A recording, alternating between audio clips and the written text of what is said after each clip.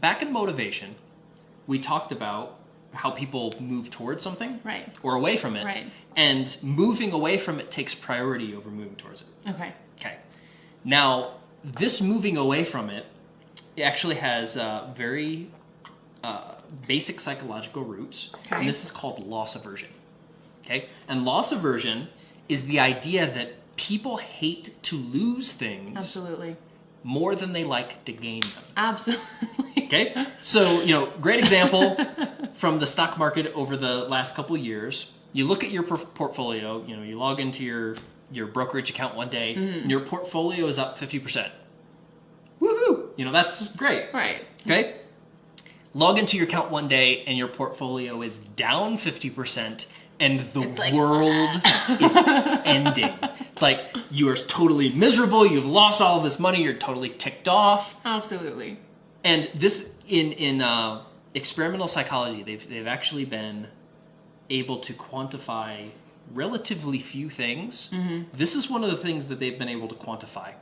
And that the magnitude of the emotional response to losing something versus gaining the equivalent thing is twice as strong.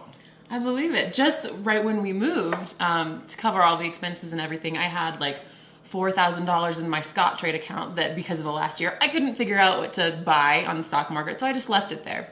So anyways, I took it out of my Scottrade account and had them transfer it into my bank account. Well, by accident, instead of giving me $4,000, they transferred $14,000.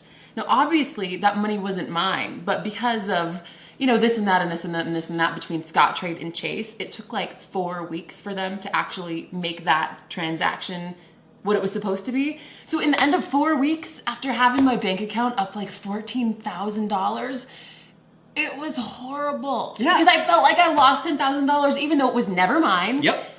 And I kept telling myself this the whole time, don't plan on having that money, but still, when you see it go, anyways. And that's that's an example of loss aversion. We hate to lose things. Yeah. We really do. Even if they're not yours ever to begin with. That's Right. the craziest thing. Yeah. And so, and it's funny because people will go to the ends of the earth to prevent losing something when they could actually just gain it back by other means relatively quickly. Yeah. That's crazy to wrap your brain around that one, though. Yeah. And, this is also, related to motivation in that we preference threats. But, also there's a well-known bias in human psychology called negativity bias, where we always assume the worst, or we're far more likely to identify and look at threats versus opportunities for the same reason. Oh, we interesting. hate to lose. Because we're trying to protect what we already have. Right. Okay. I mean, and you can even look at this from a very basic biological standpoint. You would hate to lose a child to a predator. Yeah. Right? I mean, that would be absolutely horrible. Yeah. Even though you could have another kid. I mean, but that's the basic thing that we're dealing with. Right. We are primed. We are To populate the world. well, that too. But that's one of the reasons why the focus on threats or the focus on losses is so strong. It's very biological.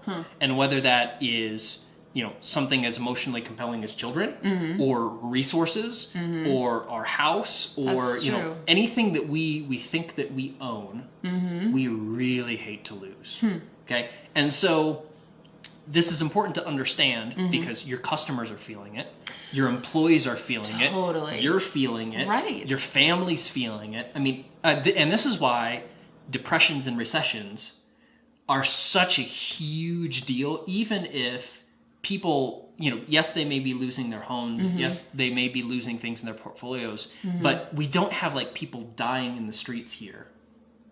So as a matter of perspective, it's not the end of the world, but because people hate to lose so much, it really feels that way. I think they still feel it as viscerally. Yes, they do. Which is why it's really important to do things like money back guarantees, because people are so scared about losing their money or making a bad decision. Exactly. This is one of the reasons why risk reversal is so important, because this tendency to loss aversion, we hate to lose, we hate to feel stupid.